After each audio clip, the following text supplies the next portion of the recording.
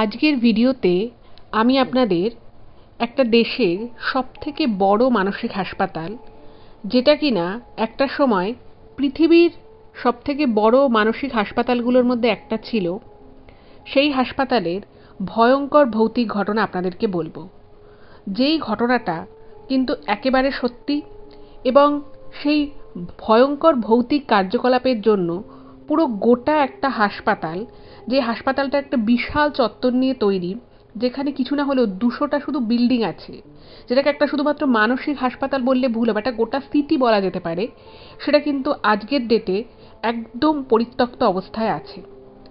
এবং এইখানে মাঝে মধ্যে বাইরে থেকে কিছু লোকজন বাইরে থেকে দেখে গেলেও ভিতরে ঢোকার সাহস কিন্তু কেউ খুব একটা পায় না।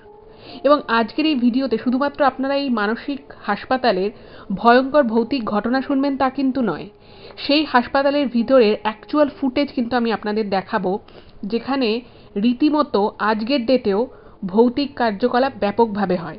এবং ওখানে বিভিন্ন ধরনের ইনস্ট্রুমেন্ট নিয়ে গিয়েও কিন্তু পরীক্ষা নিরীক্ষা করা হয়েছে, এবং তার ফলে সেখানে কিন্তু ভয়ঙ্কর রকমভাবে এবং খুব বেশি পরিমাণে নেগেটিভ এনার্জির উপস্থিতি কিন্তু পাওয়া গেছে।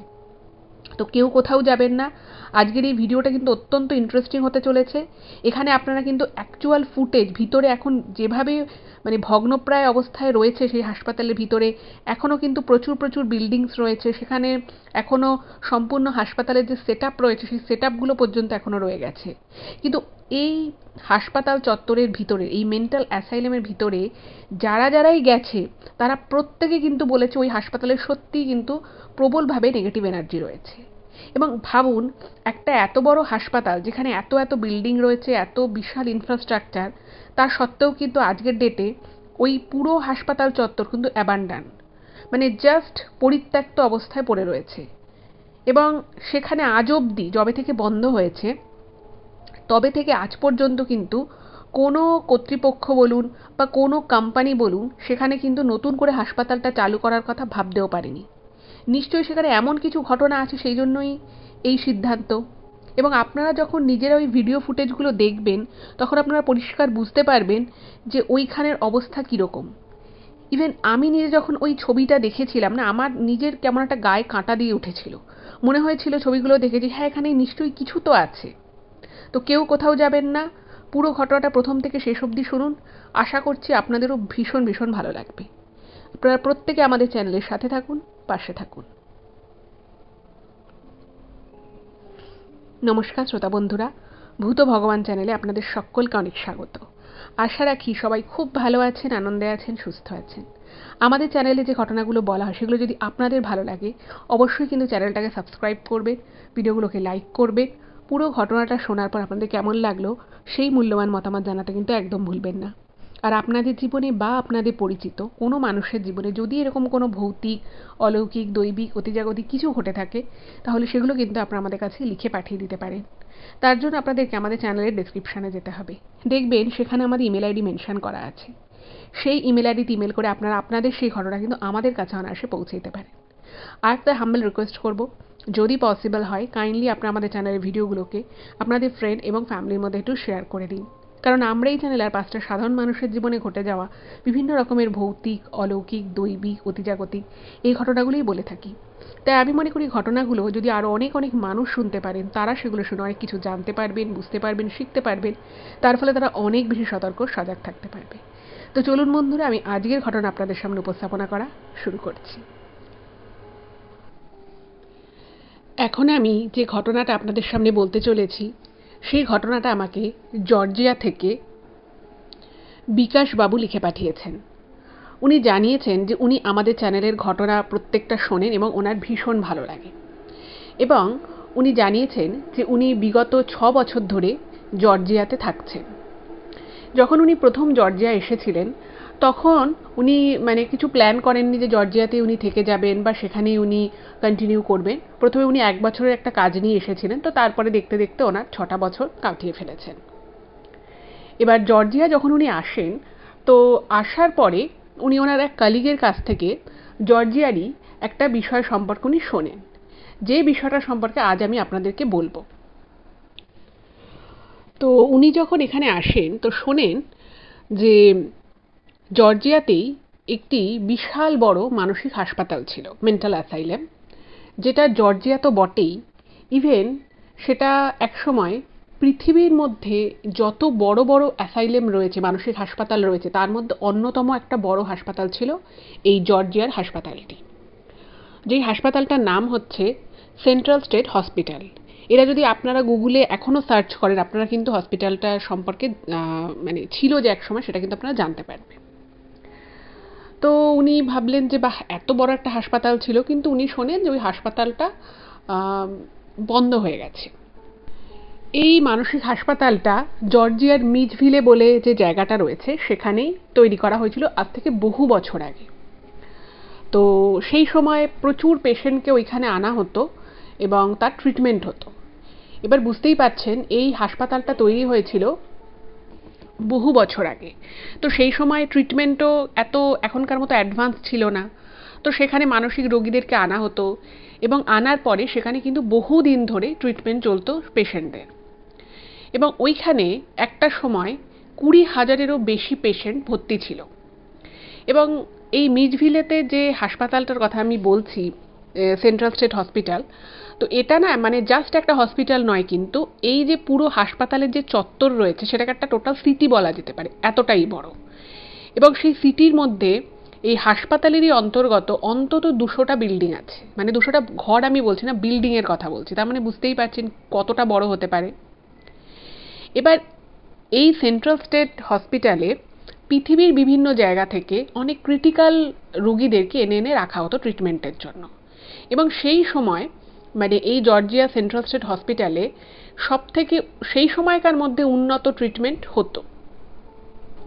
এবার একটা সময় ছিল যখন এই হাসপাতালটা একদম গমগম করতো, প্রচুর ডাক্তার, নার্স, তারপরে মেডিকেল অ্যাসিস্ট্যান্টস যারা আছে দেন আর কি, সে সমস্ত লোকজনে পুরো ভর্তি থাকতো।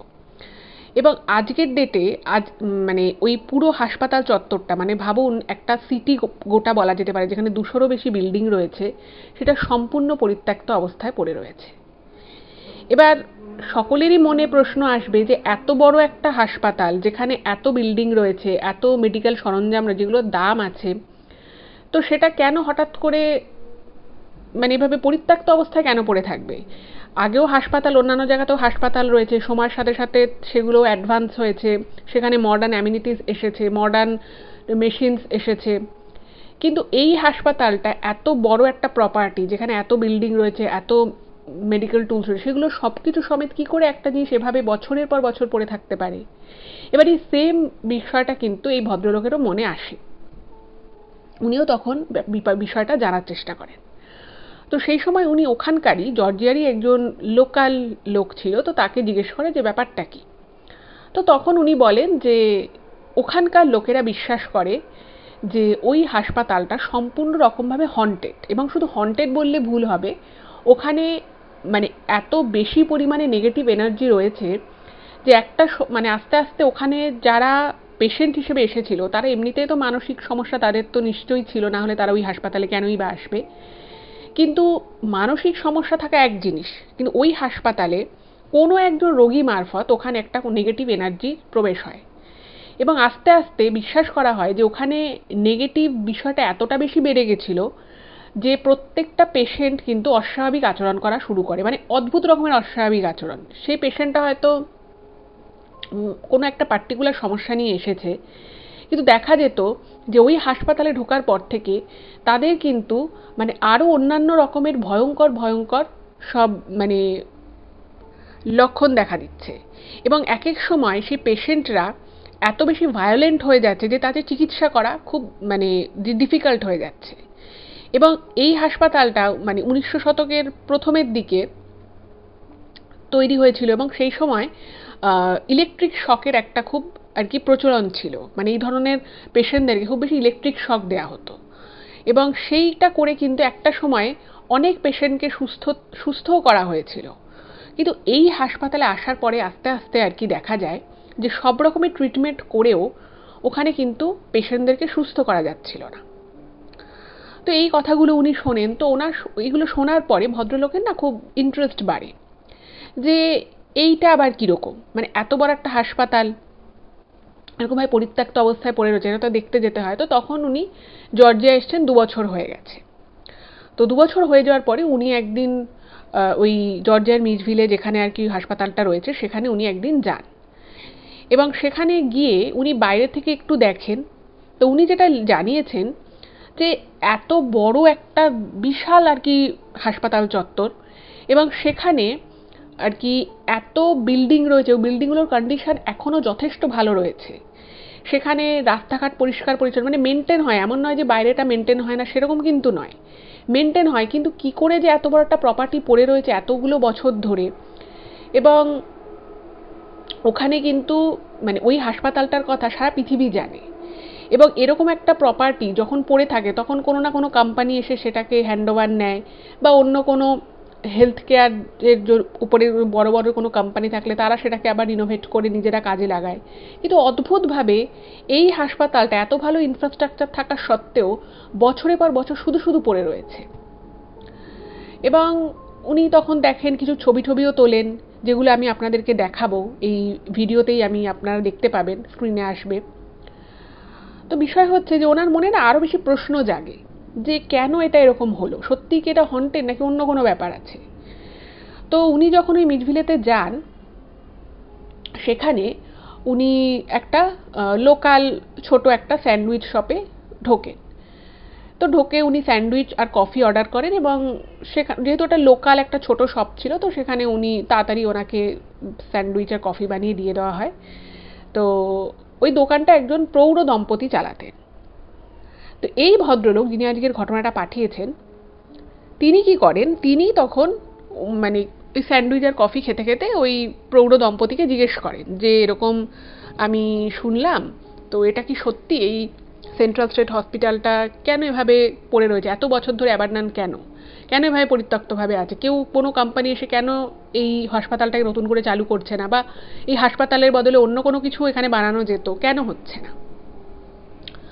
তো তখন উনি খুব ইন্টারেস্টিং কিছু ফ্যাক্টস জানতে পারেন, এবং সেই ফ্যাক্টটা এই কারণে আরও উনি জানতে পারেন, তার কারণ হচ্ছে ওই প্রৌঢ় দম্পতির যে ভদ্রলোক ছিলেন তার মা পেশায় নার্স ছিলেন, এবং ওই ভদ্রলোকের মা এই সেন্ট্রাল স্টেট হসপিটালে নাকি 7 মাস কাজ করেছিলেন, তারপর উনি আর কাজ করতে পারেননি, কাজ ছেড়ে দিতে বাধ্য হয়েছিলেন।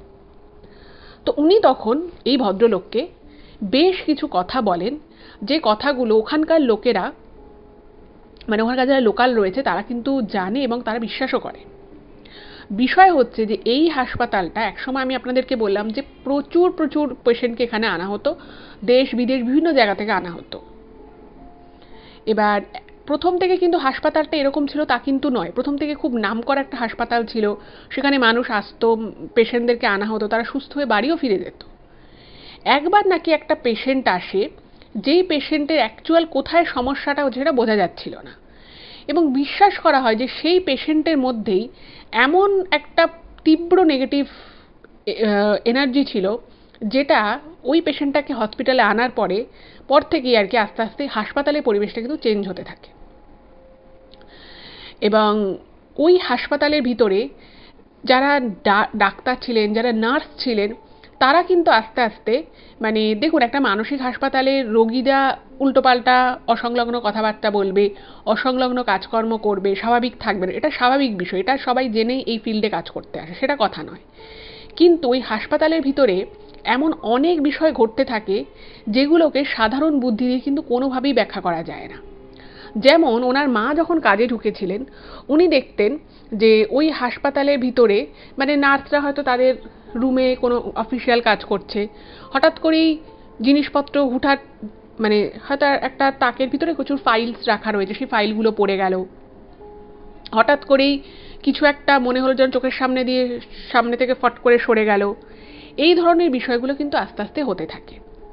এবং ওই হাসপাতালে একটা সময় আসে যখন কিন্তু মানে পেশেন্টদেরকে আনা হচ্ছে, ট্রিটমেন্ট করা হচ্ছে, কিন্তু ট্রিটমেন্টের কিন্তু মানে বেশিরভাগ পেশেন্ট কিন্তু সাড়া দিত না, তাদের অবস্থা আরও খারাপ হয়ে যাচ্ছে, এবং ডাক্তার নার্সরা ক্রমাগত চেষ্টা করতো মানে যাতে পেশেন্টদেরকে সুস্থ করা যায়। সেই সময়ে যত ভালো সেই সময়কার বেসিসে আর কি সব থেকে বেস্ট মেডিকেল কেয়ার দেওয়ার চেষ্টা করা হতো পেশেন্টদেরকে। কিন্তু একটা সময় আসে পেশেন্টদেরকে কিন্তু সুস্থ করা তো যেতই না, উল্টে তাদের আরও বেশি বাড়াবাড়ি টাইপের হয়ে যেত। এবং কিছু কিছু পেশেন্ট এমন চোখ মুখের ভঙ্গিমা করতো, যেটা একটা, যতই অসুস্থ যতই মানসিক সমস্যা থাক না কেন, স্বাভাবিক কোনো মানুষের পক্ষে সেই ধরনের চোখ মুখের অবয়ব করা বা সেই ধরনের ভয়েতে কথা বলা বা যেরকম তারা যেরকমভাবে ভায়োলেন্ট হয়ে যেত, সেটা কিন্তু খুব একটা স্বাভাবিক লাগতো না। এবং এই বিষয়টা কিন্তু প্রথম দিকেই যেটা এরকম হতো তা কিন্তু নয়। প্রথম দিকে কিন্তু আমি বারবার বলছি হাসপাতালটা খুবই ভালো ছিল। আস্তে আস্তে আস্তে আস্তে হাসপাতাল কিন্তু এরকমভাবে পেশেন্টদেরকে সব থেকে বেস্ট কেয়ার দেওয়ার সত্ত্বেও তাদের কিন্তু আর সুস্থ হওয়া করা যেত না। তারা আরও বেশি খারাপ হয়ে যেত এবং রীতিমতো পেশেন্টগুলোর মধ্যে অস্বাভাবিক মারাত্মক রকমের অস্বাভাবিক আচরণ দেখা যেত, যেটা কিন্তু তারা প্রথম থেকে সেই সমস্যা নিয়ে হয়তো আসেইনি। এবং ওখানকার ডাক্তার নার্সরাও কিন্তু আস্তে আস্তে প্রচণ্ড বেশি হাসপাতালে ঢুকলেই তাদের একটা অ্যাংজাইটি শুরু হয়ে যেত। তারা বুঝতে পারতো যে এই জায়গাটার মধ্যে একটা প্রবল কিছু ঘটছে, যেটা তারা মেডিকেল সায়েন্সে যার কোনো ব্যাখ্যা নেই। আর ওখানকার যারা নার্স ছিলেন, ডাক্তার ছিলেন, তারাও কিন্তু হঠাৎ করে তাদের মনে হতো যে তাদের হাতটাকে কেউ চেপে ধরেছে, অথচ আশেপাশে কেউ নেই। এবার দেখুন, একবার দুবার মনের ভুল হতে পারে, একবার দুবার মানুষের একটা ভুল ফিলিংস আসতে পারে, কিন্তু সেটা তো বারবার হবে না। এবং এই করতে করতে আস্তে আস্তে কিন্তু ডাক্তাররাও কাজ করা ছেড়ে দিতে থাকে, নার্সরাও ছেড়ে দিতে থাকে। এবং ওই হাসপাতালে প্রচুর পেশেন্ট ছিল এবং টোটাল 25,000-এরও বেশি মানুষ কিন্তু ওই হাসপাতালে মারা গেছিল, যেটা ডাক্তার বলুন, নার্স বলুন বা ওখানকার যে আশেপাশের লোক, তাদের কাছেও একটা খুব শকিং ব্যাপার ছিল যে এত এত মানুষ ওই হাসপাতালে গিয়ে মারা যাচ্ছে। তারা প্রচণ্ড রকমভাবে অস্বাভাবিক আচরণ করা শুরু করছে। তারা হয়তো অতটাও সিরিয়াস প্রবলেম নিয়ে হাসপাতালে আসেনি, কিন্তু হাসপাতালে আসার পরে ট্রিটমেন্ট নেওয়ার পরেও তাদের কিন্তু কোনো রকম সুস্থ হওয়ার কোনো লক্ষণ ছিল না। এবং 25,000-এরও বেশি মানুষ ওইখানে কিন্তু মারা গেছিল।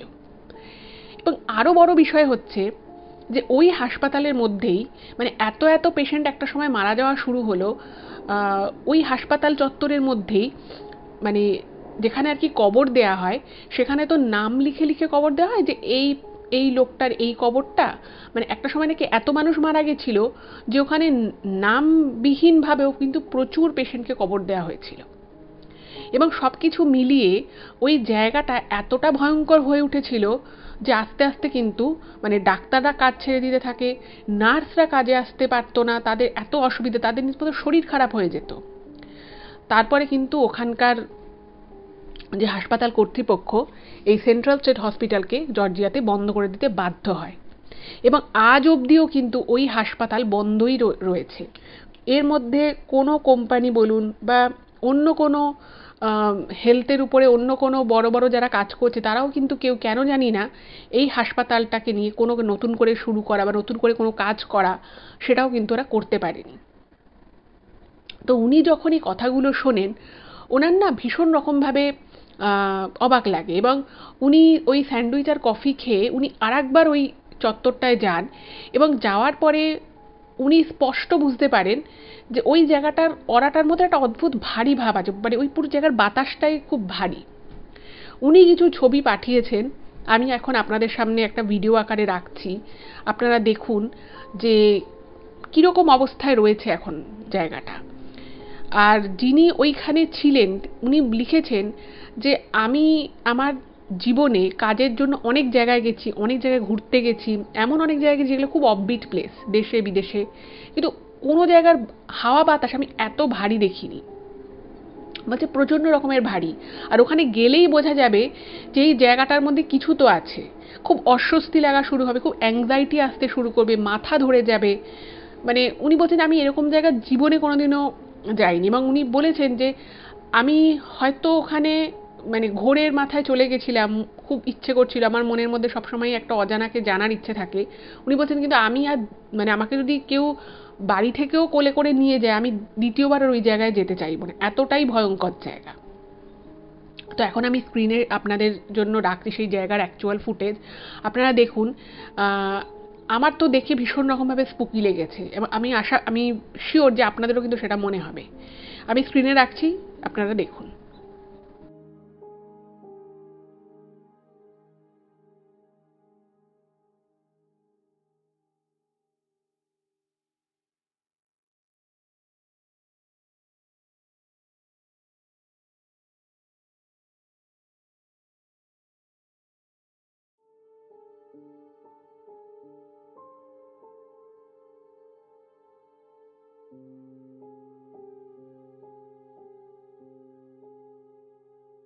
দেখলেন তো, এই সেই হচ্ছে জর্জিয়ার সেন্ট্রাল স্টেট হসপিটাল।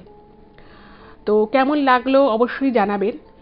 এবং আমার মনে হয় যে এই রকম একটা জায়গায় যেখানে এত এত মানুষ মারা গেছে, যেখানে এত প্রবল একটা নেগেটিভ এনার্জি ফিল্ড রয়েছে, সেখানে কিছু তো কারণ আছেই। সেই জন্যই হয়তো অন্য কোনো কোম্পানি এসেও এই জায়গাটায় কিন্তু নতুন করে কিছু করছে না। এবং আমার মনে হয় আমরা যতই সায়েন্স নিয়ে সব বিষয়কে ব্যাখ্যা দেওয়ার চেষ্টা করি না কেন, কিছু জিনিস থাকে যেগুলো এগুলোরও ঊর্ধ্বে। এবং এই জায়গায় কিন্তু অনেকে গেছে নাকি, এবং অনেকে রীতিমতো মেশিন নিয়ে গেছে, যেখানে আর কি যে মেশিনগুলোর দ্বারা কোনো এনার্জি থাকলে সেই এনার্জিটাকে ডিটেক্ট করা যায়। এবং সেই সমস্ত মেশিনে নাকি মানে কেটোমিটার আরও এই ধরনের যেরকম মেশিন আছে, সেখানে নাকি রীতিমতো মানে প্রচুর পরিমাণে এরকম নেগেটিভ এনার্জির অস্তিত্ব কিন্তু পাওয়া গেছে। তো এটা ছিল আজকের প্রথম ঘটনা। এবারে চলে যাচ্ছি আজকের দ্বিতীয় ঘটনায়। তো আজকের এই দ্বিতীয় যে ঘটনাটা আমি এখন আপনাদেরকে বলবো, এই ঘটনাটা যিনি পাঠিয়েছেন তিনি রিকোয়েস্ট করেছেন যেন তার আসল নামটা আমি ঘটনাটা বলার ক্ষেত্রে প্রকাশ না করি, কিছু কারণের জন্য। তো অবশ্যই আমি ওনার রিকোয়েস্টটা রাখছি, এবং ঘটনাটা যখন আমি আপনাদেরকে বলবো ওনাকে আমি দিদি বলে সম্বোধন করছি। তো উনি জানিয়েছেন যে উনি লাস্ট 3 মাস ধরে আমাদের চ্যানেলের ঘটনা শোনেন, কিন্তু এই 3 মাসে মোটামুটি উনি আমাদের চ্যানেল প্রায় সবকটা ঘটনাই শুনে ফেলেছেন। তো ঘটনাটা উনি বহুদিন আগে পাঠিয়েছিলেন, প্রায় 1.5 মাস হয়ে গেছে উনি ঘটনাটা পাঠিয়েছিলেন, কিন্তু কিছু কারণের জন্য আমরা ঘটনাটা প্রচার করতে পারিনি। তো উনি নিজের সম্পর্কে যেটা লিখেছেন যে ওনার বিয়ে হয়েছে আজ থেকে 7 বছর আগে। এবার এই 7 বছর আগে যখন ওনার বিয়ে হয়, তো সেই সময় ওনাকে আর কি সবাই বলেছিল যে ওনার বিয়ের বয়স পেরিয়ে গেছে। কিছু কারণের জন্য, ওনার পারিবারিক কিছু কারণ ছিল, সেই জন্য উনি বিয়ে করছিলেন না। এবার যার সাথে বিয়ে হয়েছে তাকে উনি দীর্ঘদিন ধরে চেনেন। এবার কিছু দুই ফ্যামিলিরই কিছু বিষয় ছিল, সেই জন্য ওনারা বিয়ে করতে পারছিলেন না। এবার আলটিমেটলি যখন ওনারা 7 বছর আগে বিয়ে করে, তো সেই সময় ফ্যামিলির লোকজন আর কি যারা ছিল তারা বলেছে যে তোমাদের তো এত এজে তোমরা বিয়ে করছো, তোমরা কিন্তু তাড়াতাড়ি ফ্যামিলি প্ল্যানিংটা করে ফেলো।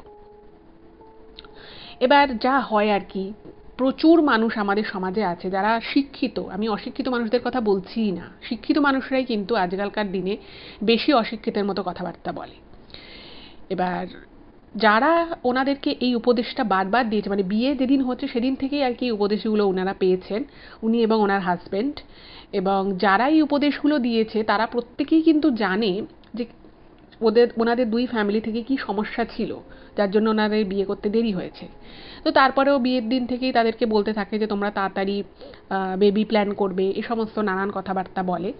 এবং স্বাভাবিকভাবেই একটা মেয়ের যখন বিয়ে হয়, প্রথমেই যদি তাকে তার মাথার মধ্যে এই ধরনের কথাগুলো ঢুকিয়ে দেওয়া হয়, তো তার একটা আলাদা প্রেশার কাজ করবে। এবার সেটা এই দিদির ক্ষেত্রেও হলো। দিদির মধ্যে একটা অপরাধ বোধ কাজ করতে থাকে, যারে আমার তো অনেক বয়স হয়ে গেছে, আমি এত বয়সে বিয়ে করলাম, তাহলে হয়তো আমার বেবি প্ল্যান করতে কোনো অসুবিধে হতে পারে। এবার দেখুন, সদ্য বিয়ে করেছে, এবং সেই সময় কিন্তু দিদির যে হাজব্যান্ড ছিল তার একটা লোন চলছিল, আর দিদিও কিছু বিয়ে থা কিছু কেনাকাটির জন্য উনিও একটা পার্সোনাল লোন নিয়েছিলেন। এবার এমতাবস্থায় ওনারা ঠিক করলেন, স্বামী স্ত্রী দুজনে মিলেই ঠিক করেন যে অন্তত একটা বছর ওনারা নিজেদের জন্য রাখবেন, এই লোন টোনগুলো চুকিয়ে নিয়ে একটু স্টেবল হবে বিয়ের পরে, তারপরে ওনারা বাচ্চা নেওয়ার কথা ভাববে। তো ব্যাপারটা ঠিক আছে, ওনারা নিজেদের মধ্যে এই কথাবার্তা বলে, ওনাদের দুজনের মধ্যে কিন্তু এই দিদি আর ওনার হাজব্যান্ড এনাদের মধ্যে কিন্তু এই বিষয়টাকে নিয়ে খুব একটা যে ওনারা ভাবনা চিন্তা করতেন তা কিন্তু নয়। কিন্তু আশেপাশের লোকজন, বাড়ির লোকজন, তারা কিন্তু অনেক সময় মজার ছলে, অনেক সময় মজা দেখার ছলে তাদেরকে কিন্তু বারবারই কথাগুলো বলতো। যাই হোক, তো দিদি এবং তার হাজব্যান্ড এই বিষয়গুলো নিয়ে কোনোদিনও কারোর মুখে মুখে কোনো তর্ক বা ঝগড়া, কোনো উত্তর দেওয়া কিছুই করেনি, জাস্ট বলতো, হাসতো ওরা, ব্যাস ব্যাপারটা মিটে যেত। এইবারে ওনাদের বাড়িতে একবার একটা অনুষ্ঠান হয়, মানে দিদির শ্বশুর বাড়িতে একটা অনুষ্ঠান হয়। এবার দিদির যে শ্বশুর বাড়ি ছিল, সেই শ্বশুর বাড়ির দিকে দিদির হাজব্যান্ড ছিল একমাত্র ছেলে।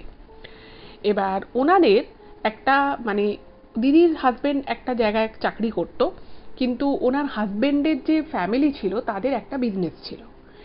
এবার ওনার ফ্যামিলিতে আর কারোর যেহেতু ছেলে ছিল না, বাকিরা সব মেয়ে। এবার মেয়েটা ওই ব্যবসাটা যাদের ছিল আর কি, তারা দেখাশুনো করতো, কিন্তু তারা না একেবারেই এফিশিয়েন্ট ছিল না।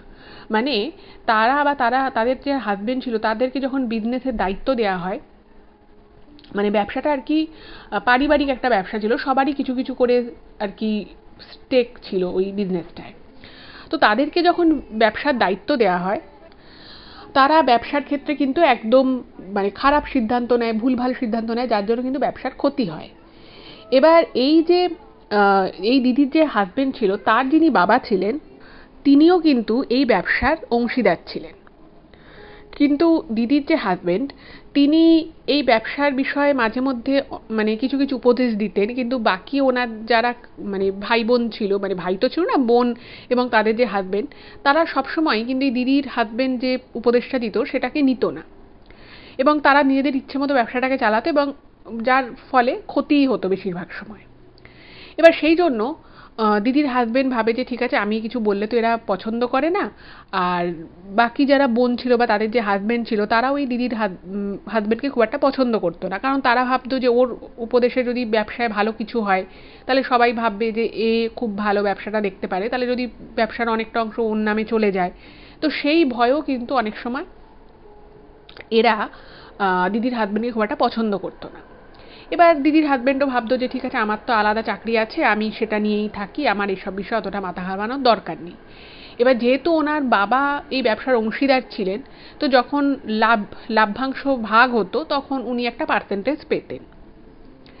এবার এই করতে করতে যখন দেখা গেল যে ব্যবসাটা একদম মানে প্রায় লোকসানে ডুবতে বসেছে, তখন সবাই মিলে দিদির হাজব্যান্ডের কাছে আসে, বলে যে তুমি এবার একটা কিছু করো, নাহলে কিন্তু ব্যবসাটা পুরো ডুবে যাবে।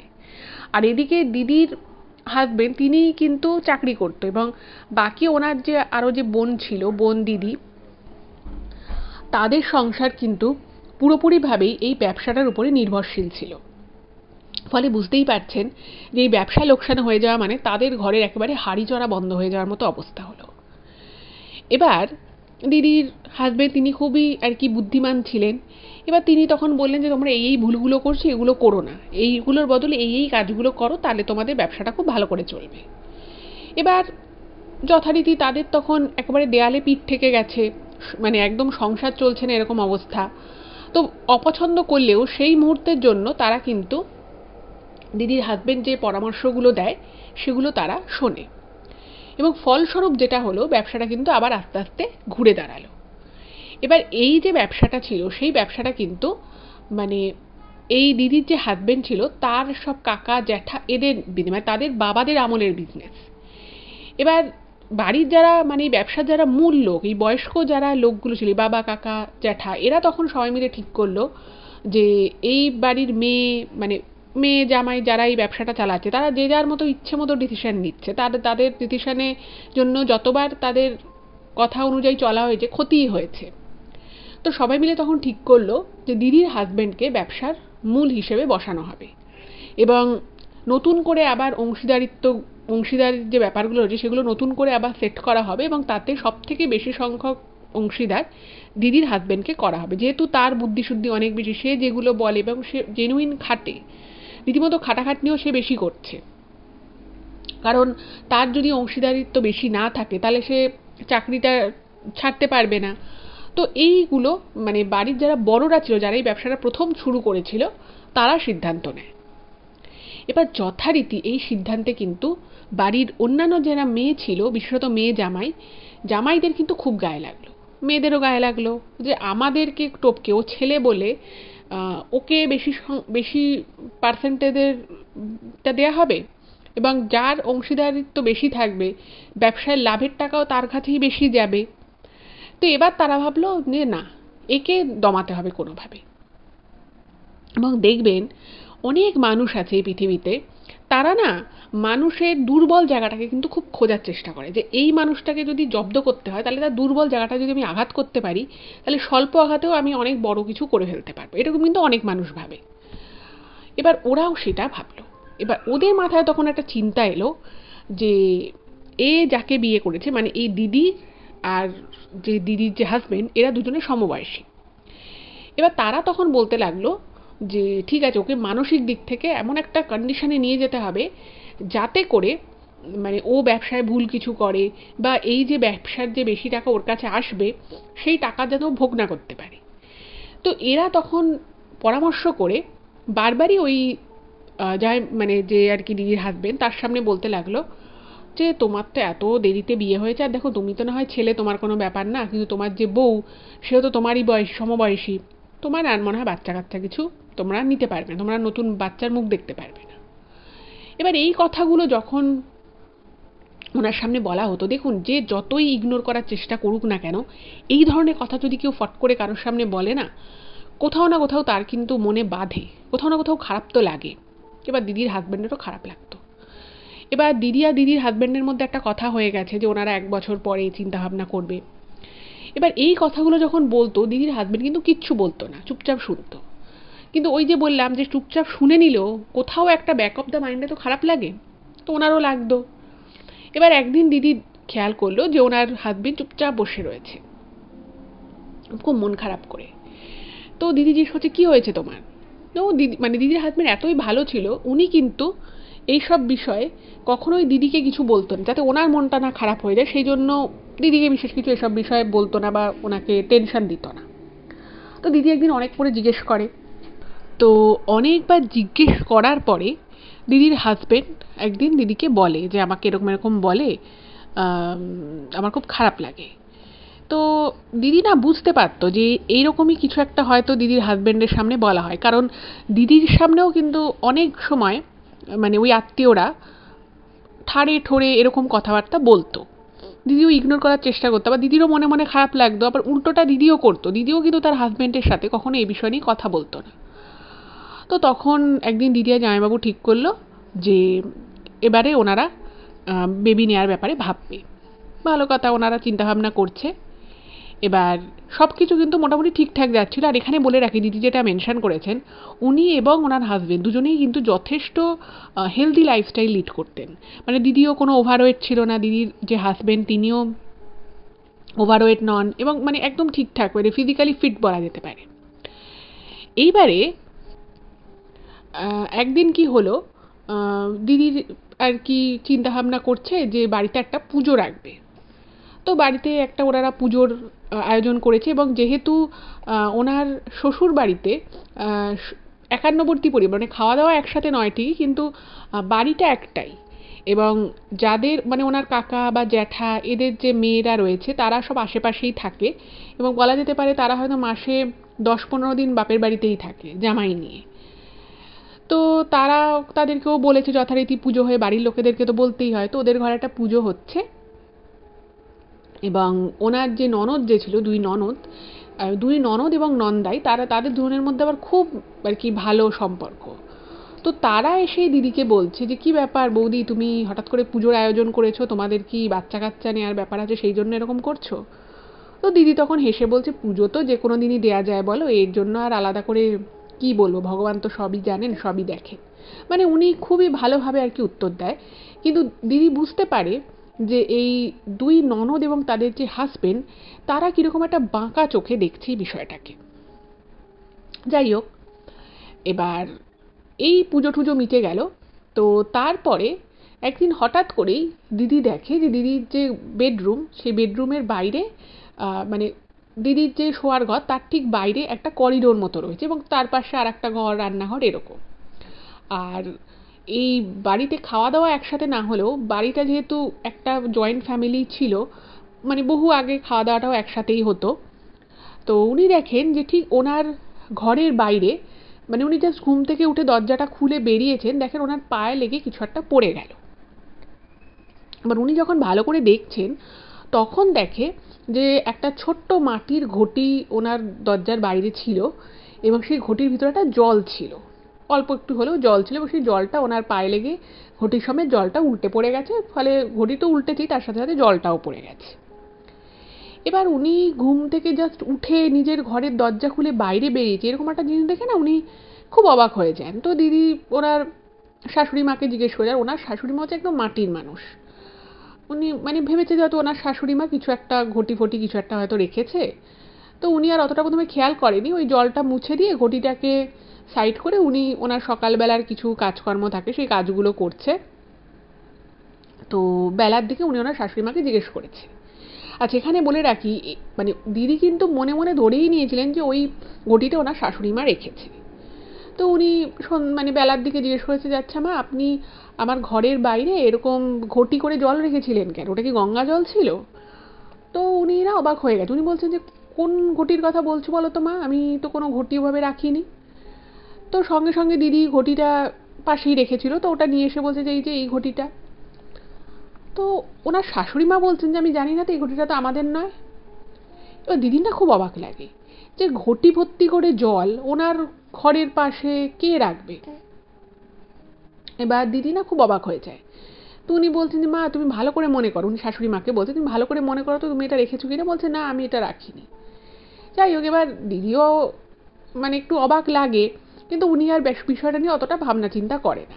উনি ভেবেছে যে ঠিক আছে, কেউ হয়তো রেখেছে। আর যেহেতু জয়েন্ট ফ্যামিলি, মানে এই ঘরে কারোর আত্মীয় হলো, সে হয়তো এদের ঘরেও এলো, দেখা করলো, মানে ঘরে লোকজনের যাতায়াত মোটামুটি ছিলই। এবার উনি ভাবেন যে ঠিক আছে, কেউ হয়তো রেখেছে, এটা নিয়ে এত ভাবনা চিন্তা করার কিছু নেই। যাই হোক, ব্যাপারটা গেল। এবার হঠাৎ করেই এই ঘটনার 7 দিন পরে ওনার হাজবেন্ড, মানে কোনোখানে কিছু নেই, খুব অসুস্থ হয়ে পড়লো। মানে অসুস্থ মানে প্রথমে ব্যাপারটা শুরু হলো পেট খারাপ দিয়ে। পেট খারাপ হলে, এবার দেখুন নর্মাল মানুষের পেট খারাপ হতেই পারে, হয়তো কোনো কিছু পেটে চলে গেছে, তো সেটাকে নিয়ে কেউই আর অত বেশি গুরুত্ব দেয়নি। কিন্তু পরে দেখছে যে পেট খারাপটা ঠিক হয়ে গেল ঠিকই, কিন্তু শরীর অদ্ভুত রকমভাবে ভেঙে গেল। মানে খুব শরীর খারাপ, একদম মানে উঠতে পারছে না। আর এই ঘটনার পরে, মানে যখন থেকে দিদির বরকে আর কি একটা ভালো ব্যবসার আর কি সব থেকে বেশি অংশীদার করে দেওয়া হলো, তখন কিন্তু দিদির যে হাজবেন্ড যে চাকরিটা ছিল, ওই চাকরিটা উনি ছেড়ে দিয়েছেন, কারণ ব্যবসার জন্য অনেক খাটাখাটনি করতে, এদিক ওদিক যেতে হয়। আর যেহেতু ব্যবসার ওনার অংশীদারিত্ব বেড়ে গেল, ফলে কাজটাও কিন্তু ওনাকে অনেক বেশি করতে হতো, তো সেই জন্য উনি চাকরিটা ছেড়ে দিয়েছিলেন। যাই হোক, তো দিদির হাজবেন্ড কিরকম একটা শরীরটা খারাপ হয়ে গেল, কোনো রকমের ব্যবসার কাজে যেতেন, ব্যবসার কাজে মন লাগতো না, খুব পিঠে ব্যথা করতো, মাথা ঘুরতো, এইরকম হলো। এবার ডাক্তার দেখানো হলো যথারীতি। এবার ডাক্তার দেখানোর পরে ডাক্তার ওষুধ দিয়ে এলো, কিছুদিন ঠিক থাকলো, আবার শরীর খারাপ হয়ে গেল।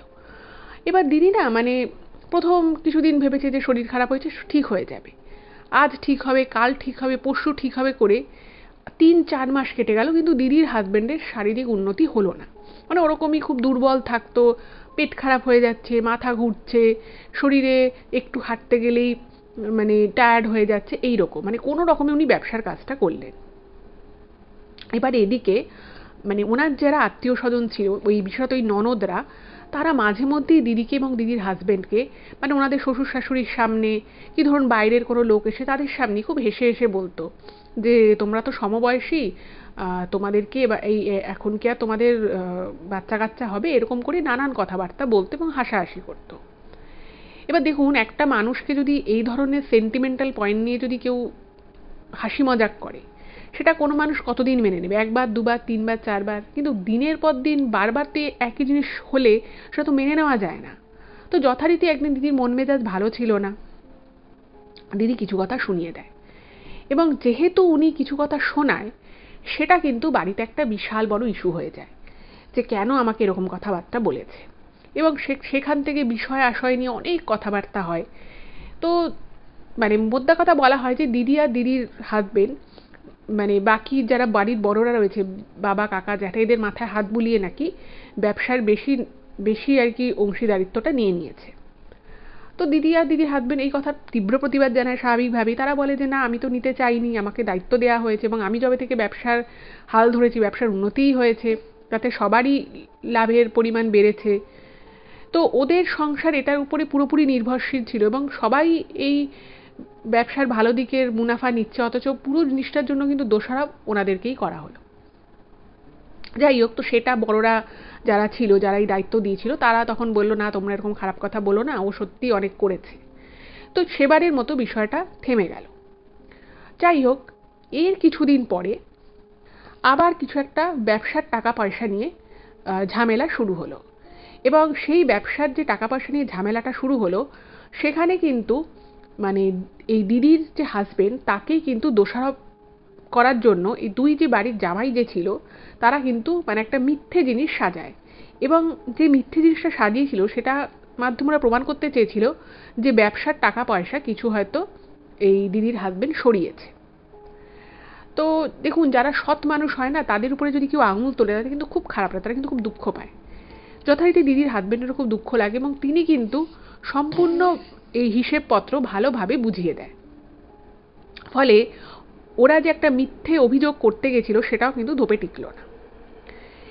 এরপরে আবারও কিন্তু দিদি এবং তার হাজবেন্ডকে বারবারই ওরা এই বাচ্চা নেয়ার বিষয় নিয়ে নানান কথাবার্তা শোনাতে থাকে এবং ঠায় ঠোরে বোঝাতে থাকে যে দিদি হয়তো কখনো মা হতে পারবে না। তো এরকম কথাবার্তা শুনে দিদিরও খুব মন খারাপ হয়ে যেত। এবার একদিন দিদি আর এই তার হাজবেন্ড ঠিক করলো যে তারা ডাক্তারের কাছে যাবে। এবারে যেরকম ঠিক করেছে সেরকমই কাজ। তো দিদি আর এই দিদির হাজবেন্ড দুজনে ডাক্তারের কাছে যায় এবং সেখানে গিয়ে কথাবার্তা বলে, টেস্ট করায়। তো সব কিছুতে দেখে ডাক্তার বলে সব ঠিক আছে, কোনো অসুবিধে নেই, উনি অবশ্যই মা হতে পারবেন, তাতে কোনো সমস্যা নেই। এবার দিদি আর জামাইবাবুর তো বেশ মনে আনন্দ যে ঠিক আছে, সব কিছু ঠিকঠাকই আছে, আজ না হোক কাল নিশ্চয়ই তারা সুখবর পাবে। কিন্তু দেখা যেত মানে দিদি যেটা লিখেছেন ইমেলে, যে অদ্ভুত অদ্ভুত বিষয় ওনার সাথে ঘটতো। মানে উনি জানতেন যে ডাক্তার বলেছে সব ঠিক আছে, কিন্তু সব কিছু ঠিক থাকলেও দিদির কোথাও না কোথাও মনে হতে থাকে, মানে মানুষের বলে না যে একটা গাট ফিলিংস হয়, ঠিক সেরকমই দিদির মনে হতে থাকে যে শারীরিক দিক থেকে সব কিছু ঠিকঠাক ওনাদের থাকলেও কোথাও একটা গন্ডগোল আছে। এবং সেটা কী গন্ডগোল, কোথায় গন্ডগোল, সেটা কিন্তু উনি কিছু বুঝতে পারতেন না, শুধু ওনার মনে হতো কোথাও একটা বাধা আছে। এইবারে যাই হোক, এটা ওনার মনে হতো সবসময়। উনি একবার ওনার হাজবেন্ডকে এই বিষয়ে বলেও ছিলেন। ওনার হাজবেন্ড বলছেন যে না না, তুমি এটা নিয়ে বেশি চিন্তা করছো, তাই তোমার মনে হচ্ছে, কোথাও কোনো সমস্যা নেই, আমরা হয়তো খুব তাড়াতাড়ি কোনো সুখবর পাবো। এইবারে হঠাৎই একদিন দিদি নিজের ঘর পরিষ্কার করছিল, পরিষ্কার করতে করতে খাটের পিছন থেকে একটা তাবিজ পায়। এবার এখানে বলে রাখি, দিদি, দিদির হাজবেন্ড, দিদির শাশুড়ি মা, শ্বশুরমশাই, এরা কিন্তু কখনোই কোনো তাবিজ কবজ এগুলো কোনোদিনও কোনো বিশ্বাস করে না। আর দিদির সাথে যেহেতু এনার মানে ওনার যে হাজবেন্ড, তার বেশ অনেক দিনের আলাপ পরিচয়, কোনোদিনও শোনেনি যে ওরা কোথাও গেছে, সেখান থেকে কোনো তাবিজ কবজ নিয়েছে, কিছু করেছে, এরকম কোনোদিনও শোনেনি। এবার দিদি না খুব অবাক লাগে। তো উনিও যথারীতি ওনার হাজবেন্ডকে তাবিজটা দেখিয়েছে যে এটা কি তুমি রেখেছো, বা তোমার মা বাবা কি কেউ তাবিজ পড়েছিল, এরকম কি কিছু ব্যাপার। তো দিদির হাজবেন্ড তো উনি তো অবাক হয়ে গেছে, উনি বলছেন যে তাবিজ কোথা থেকে এলো, আমাদের বাড়িতে তো কেউ তাবিজ ব্যবহার করে না। আর দিদির যে শ্বশুর শাশুড়ি তারাও এরকম কোনো তাবিজ কবজ কখনো এরকম কিছু করেনি। তো দিদির হাজবেন্ডও বলতে পারলো না যে তাবিজটা কোথা থেকে এসছে। উনি ওনার শ্বশুরমশাইকে, শাশুড়ি মাকে জিজ্ঞেস করলো, তারাও কিছু বলতে পারলো না। এবার দিদি ভাবছে তাহলে এই তাবিজটা এলো কোথা থেকে। ওনাদের ঘরে যে কাজ করতো, তো তাকে উনি জিজ্ঞেস করে, ওনাকে জিজ্ঞেস করে, বলে যে তুমি কি কোনো তাবিজ ছাবিজ রেখেছো। সে বলছে না, আমি তো এরকম কিছু করিনি, আমি নিজে তাবিজ পড়ি না, আমি কেন এভাবে তাবিজ রাখতে যাব। তো দিদির না মানে ব্যাপারটা ভীষণ অবাক লাগে এবং যাই হোক ওই তাবিজটা উনি ফেলে দেয়। কিন্তু এবারে দিদির মনে একটা সন্দেহ দানা বাঁধে যে একদিন হঠাৎ করে ওনার ঘরের বাইরে একটা জল, মানে ছোট একটা ঘটিতে জল ছিল, সেই ঘটিটা ওনাদের বাড়ির নয়, সেটা ওরা শাশুড়িমা বলে উনি কিছু জানে না, শ্বশুরমশাই জানে না। তারপরে এই তাবিজটা, এবার কোথাও যেন ওনার মনে হয় কিছু একটা কেউ করছে। এইবারে ওদিকে ওই ঘটির জলটা যবে থেকে ওনার পা লেগে পড়ে গেছিল, তারপর থেকে কিন্তু ওনার হাজবেন্ডের শরীর মাঝে মধ্যেই খারাপ থাকে এবং ডাক্তার দেখিয়ে সমস্ত রিপোর্ট করিয়ে সব ঠিক থাকলেও কি প্রবলেম সেটা কিন্তু কোনোভাবেই ধরা পড়ছে না, কারণ আদতে কোনো প্রবলেমই নেই। এবার ওনার সেইখান থেকে একটা সন্দেহ হয়, মানে সন্দেহ বলা যেতে পারে শুরু হয়। এবার দিদিরা খুব ভালো করে মানে নিজের ঘরটাকে একদিন ভাবে যে আমি একটু ভালো করে ঘরটাকে ক্লিন করব, মানে আরও কোথাও এরকম কোনো তাবিজ টাবিজ নেই তো।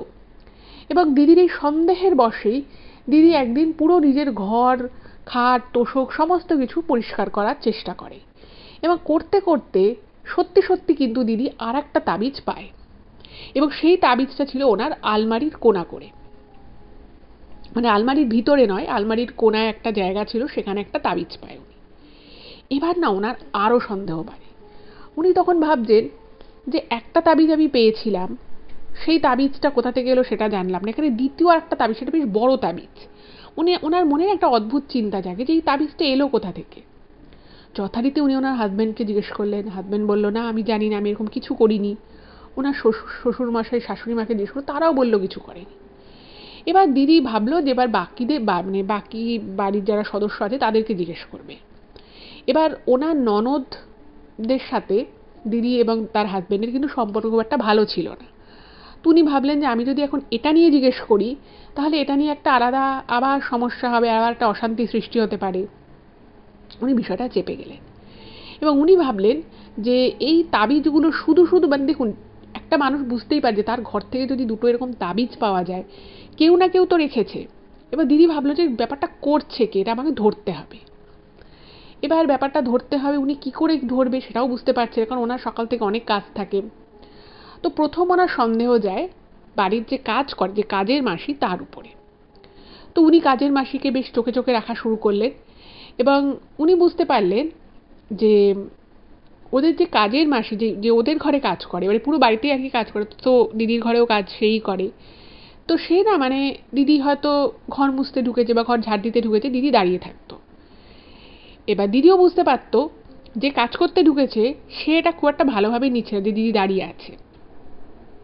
ইভেন একদিন দিদি নাকি বলেও ফেলে যে আপনি দাঁড়িয়ে আছেন কেন বৌদি, আপনি ঘরে যান না, আপনি অন্য ঘরে যান, আমি ঝাড় দিয়ে মুছছি, আপনি এখানে দাঁড়িয়ে থাকবেন না।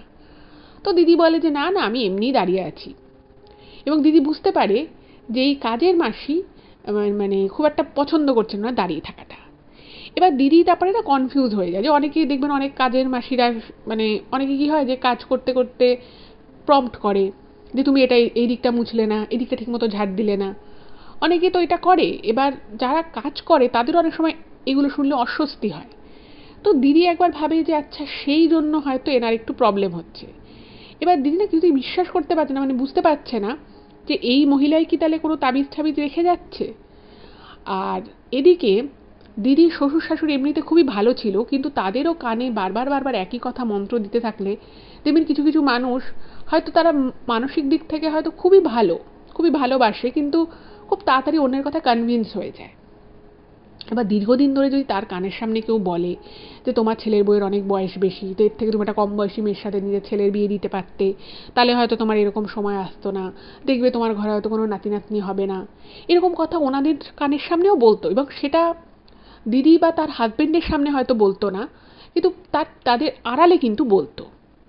এবার একদিন কোনো একটা কথায় দিদির শাশুড়ি মা ভালোভাবেই দিদিকে কিন্তু এই কথা বলে যে আমরাও তো চাই বলো নাতি নাতনির মুখ দেখতে, তো তোমরা কিন্তু আর দেরি করো না।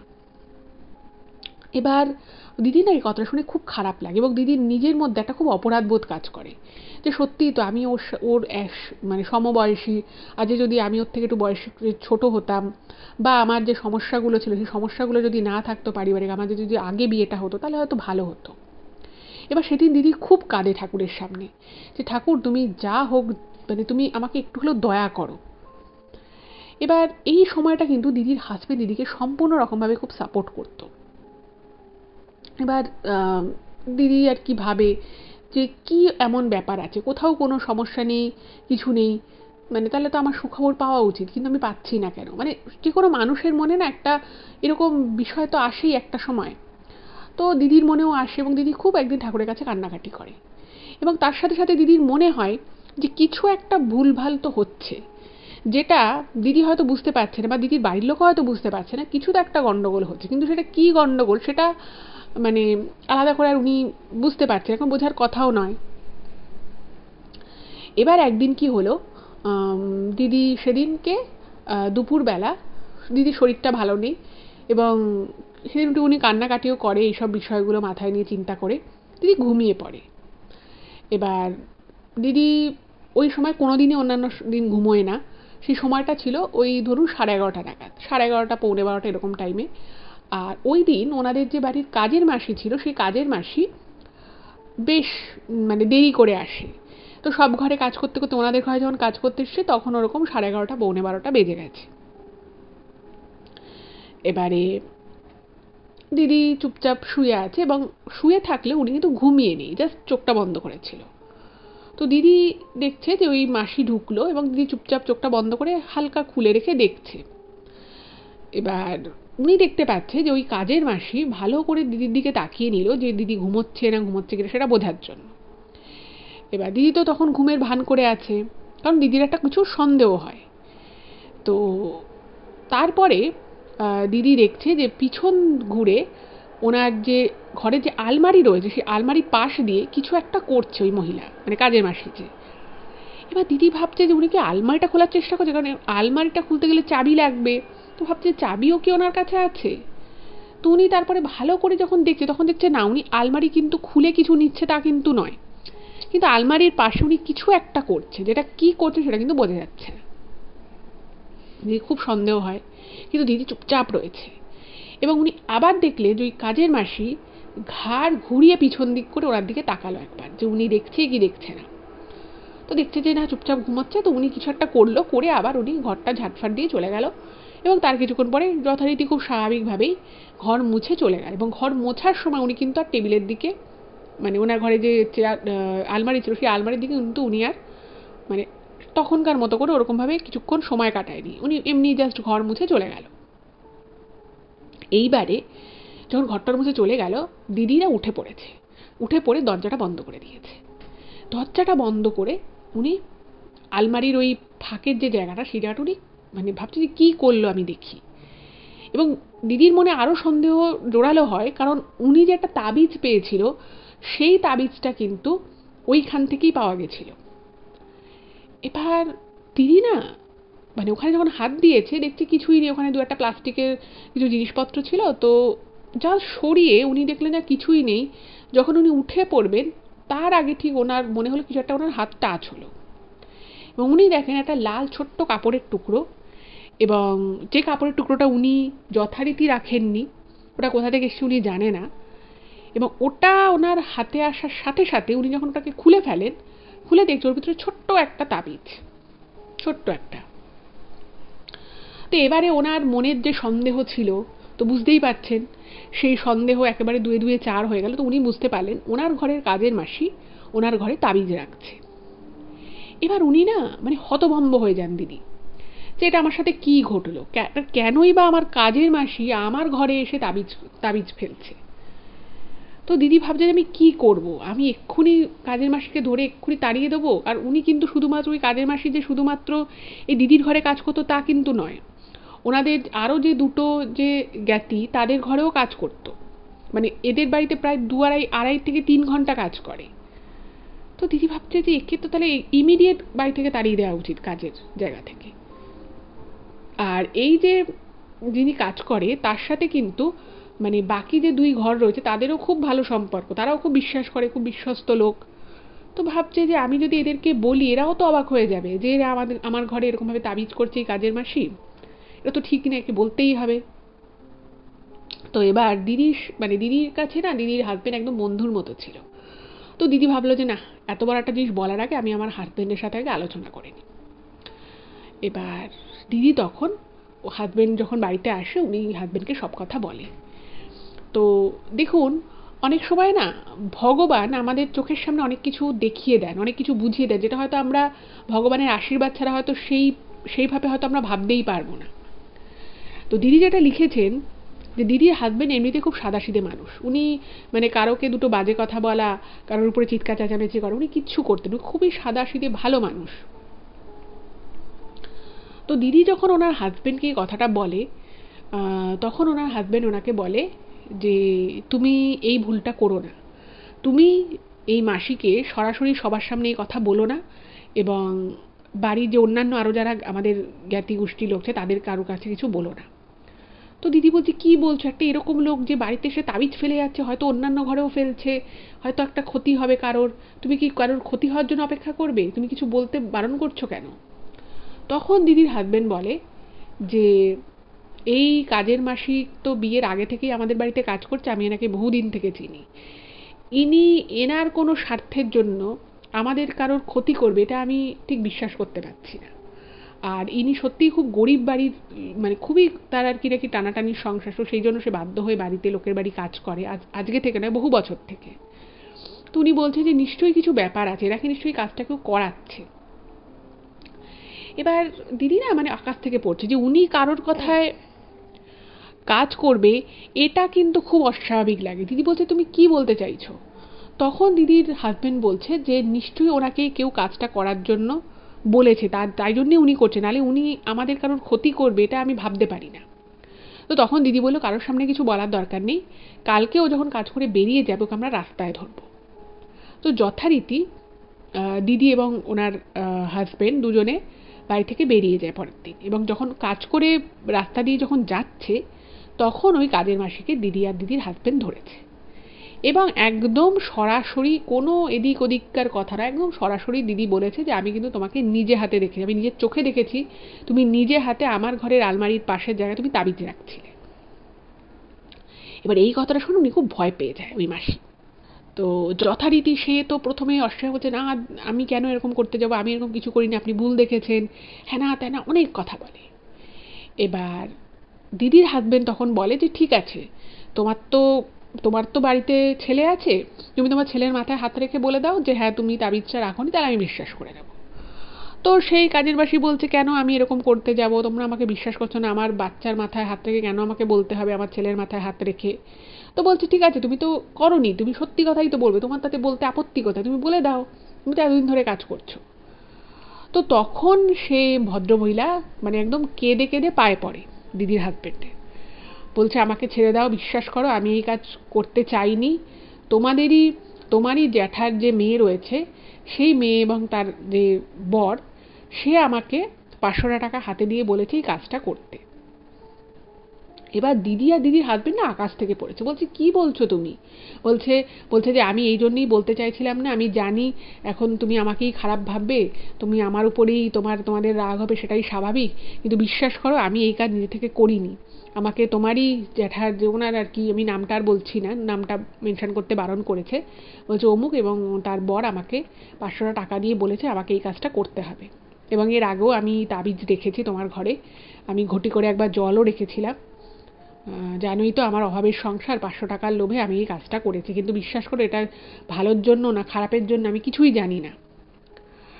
তো তখন মানে দিদি না মানে খুব অবাক হয়ে যায়, এবং উনি কিছুতেই বিশ্বাস করতে পারছে না যে ওনার মনে একটা কোথাও না কোথাও প্রথম থেকেই সন্দেহ ছিল, এবং ওনার খালি মনেও হতো ওনার যে কোথাও কিছু একটা যেন বাধা যেন আসছে, কিন্তু সেই বাধাটা কি বাধা উনি বুঝতে পারছিলেন না।